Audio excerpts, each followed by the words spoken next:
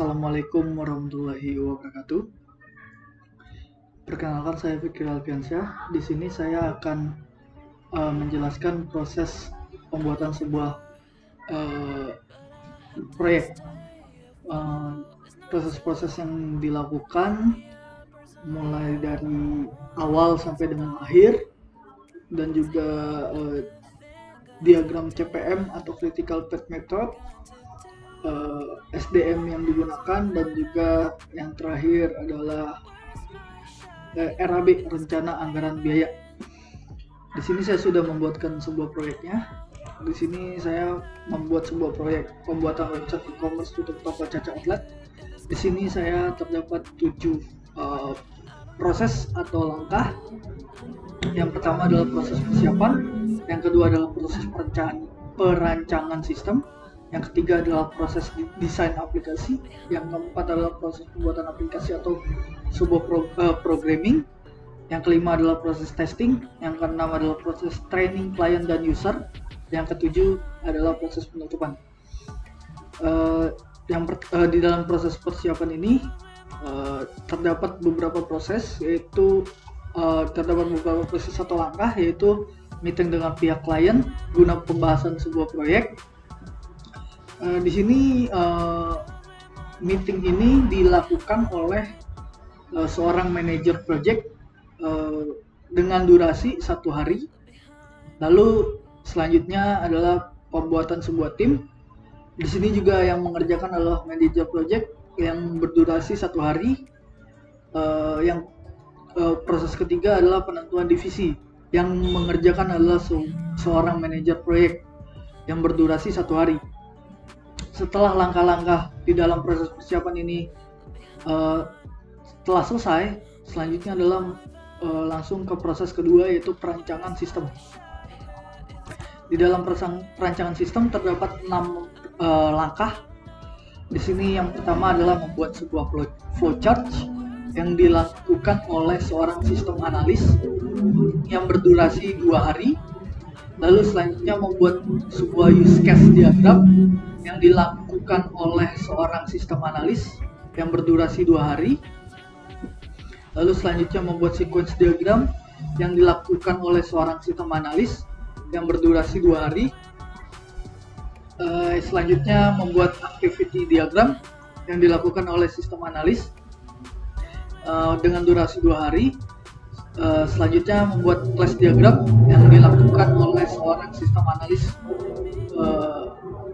dengan durasi 2 hari. Yang terakhir adalah membuat entity relationship diagram atau ERD yang dilakukan oleh seorang sistem analis yang berdurasi 2 hari.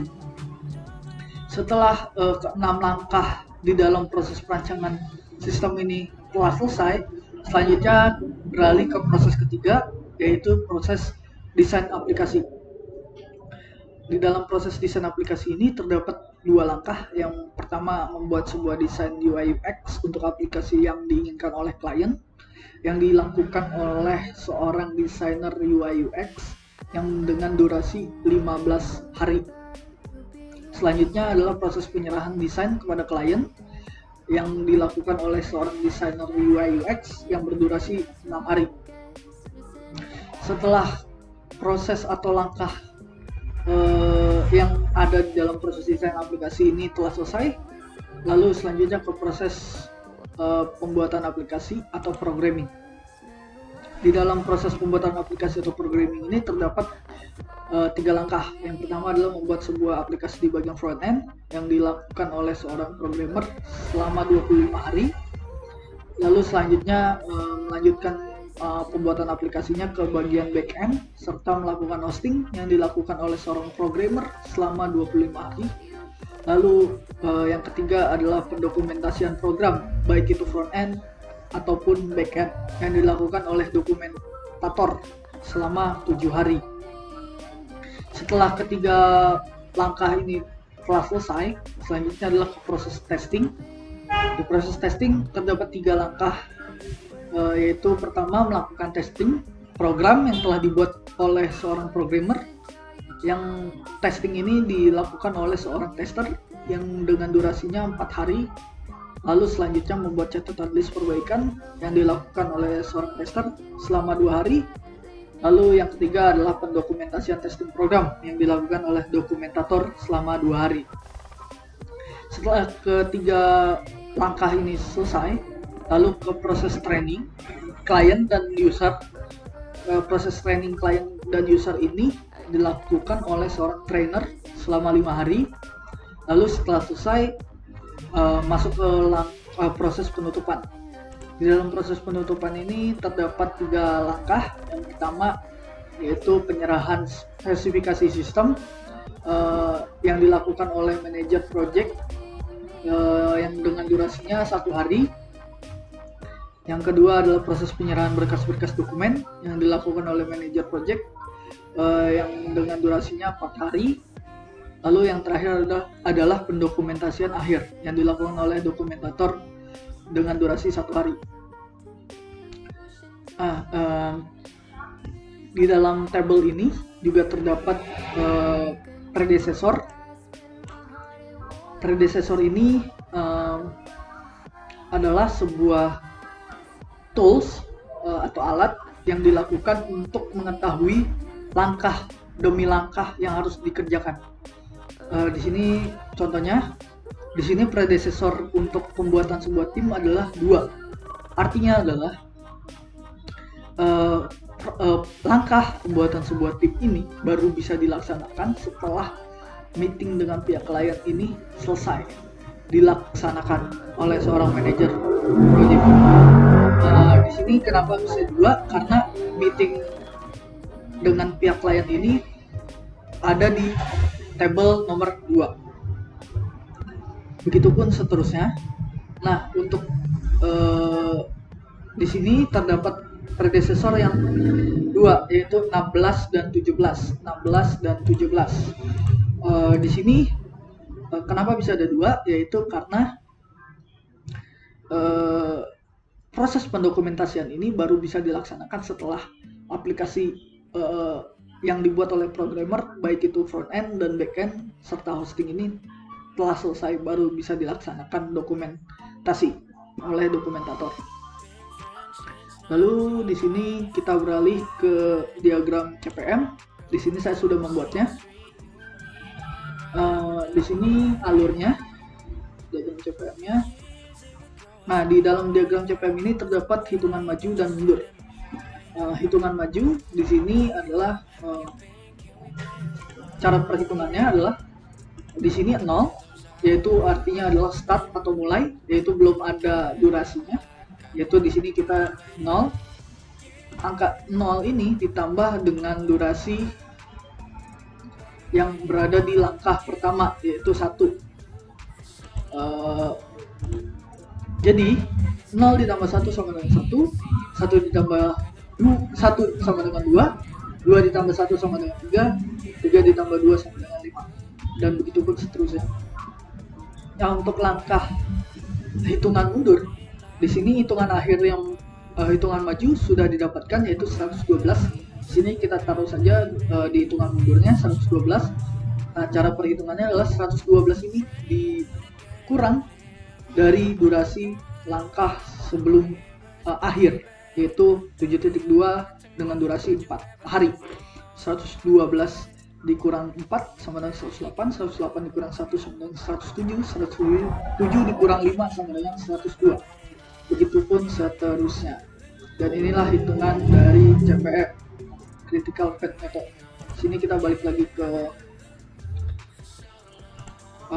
project, Microsoft Project. Nah, di sini terdapat orang, yang berarti setiap langkah sedang dikerjakan oleh SDM-nya. Nah, di sini jikalau SDM itu telah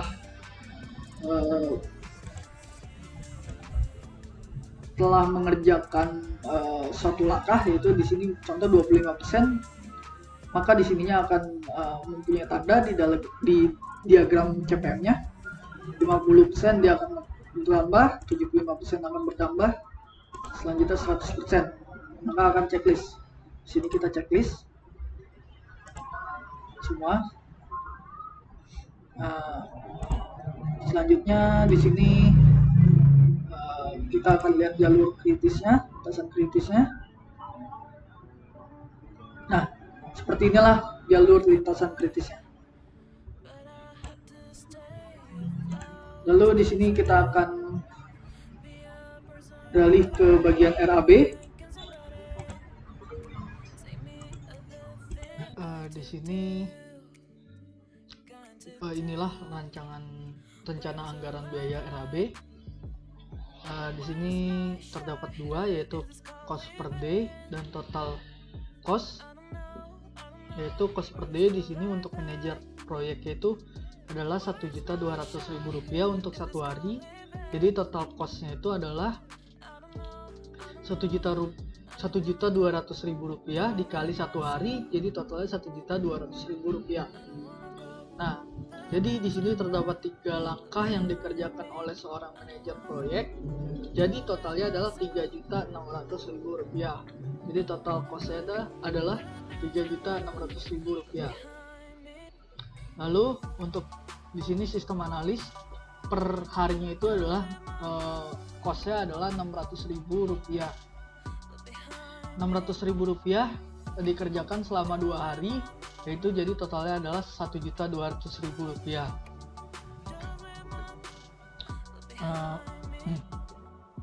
Lalu untuk cost per harinya itu di sini terdapat 6 langkah, jadi total cost per harinya itu adalah Rp3.600.000. Jadi jika di total keseluruhan yaitu adalah Rp7.200.000. Lalu selanjutnya di sini ada seorang desainer UI UX, cost per harinya itu Rp800.000. Dia mengerjakan proyek di sini. Yang pertama adalah membuat sebuah desainnya selama 15 hari, jadi total 800.000 dikali 15 hari adalah 12 juta rupiah. Lalu desainer UI UX mengerjakan juga penyerahan desain kepada klien selama 6 hari, jadi total Rp800.000 dikali 6 hari adalah Rp4.800.000. Jadi total keseluruhan cost per harinya itu adalah Rp1.600.000. Jadi total secara keseluruhan selama pengerjaan adalah Rp16.800.000. Lalu untuk seorang programmer di sini mengerjakan sebuah aplikasi di bagian front end, yaitu selama 25 hari, cost per harinya itu Rp1.000.000. Jadi totalnya adalah 1 juta dikali 25 hari adalah 25 juta. Untuk bagian back end dan hosting di sini mengerjakan 25 hari dengan cost per harinya itu 1 juta rupiah. Jadi di total keseluruhan adalah 1 juta dikali 25 adalah 25 juta rupiah. Lalu setelah melakukan pengerjaan, maka dilakukan pendokumentasian oleh dokumentator dengan cost per harinya itu Rp300.000 dengan durasi pengerjaan 7 hari, jadi Rp300.000 dikali 7 sama dengan Rp2.700.000. Lalu seorang tester gaji per harinya adalah Rp500.000. Rp500.000 dikali 4 hari pengerjaan yaitu adalah Rp2 juta. Di sini juga tester mengerjakan pencatatan list selama 2 hari, jadi totalnya adalah Rp1 juta. Lalu selanjutnya dokumentator di sini Rp300.000 mengerjakan selama 2 hari, yaitu totalnya Rp600.000. Lalu untuk seorang trainer di sini melakukan training selama 5 hari dengan cost per harinya itu Rp400.000. Jadi Rp400.000 dikali 5 hari totalnya adalah Rp2 juta. Lalu untuk proses penutupan di sini manajer proyek mengerjakan penyerahan spesifikasi selama 1 hari, jadi totalnya 1.200.000 dikali 1.200.000.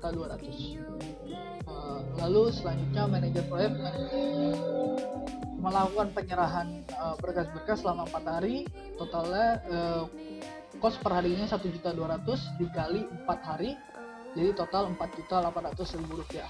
Dokumentator mengerjakan pendokumentasian akhir selama 1 hari, jadi di total 1.300.000 rupiah.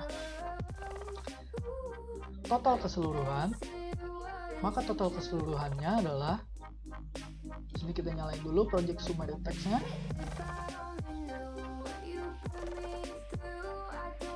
Nah, di sini total durasi dari proyek ini adalah 99 hari dengan kos per harinya itu 15.500.000 rupiah, dengan total keseluruhan pengerjaan adalah 92.200.000 rupiah. Cukup sekian penerangan dari saya, kurang lebihnya mohon maaf. Wassalamualaikum warahmatullahi wabarakatuh.